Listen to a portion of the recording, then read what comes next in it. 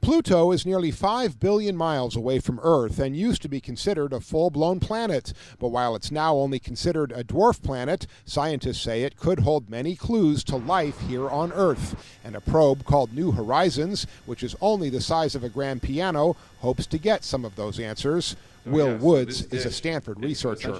There's information to be learned about the origins of life. There's also information to be learned about the formation of the Earth.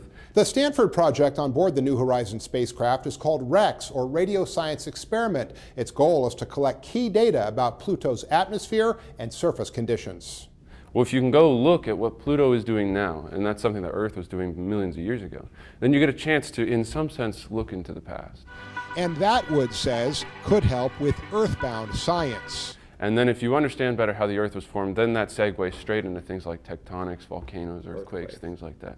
The New Horizons spacecraft was launched in January of 2006 and will pass to within just 8,000 miles of Pluto in the early morning hours of Tuesday. But in this era of instant gratification, it will be hours before radio signals indicating a successful mission reach Earth, and then more than a year before all of the data from the flyby can be sent back.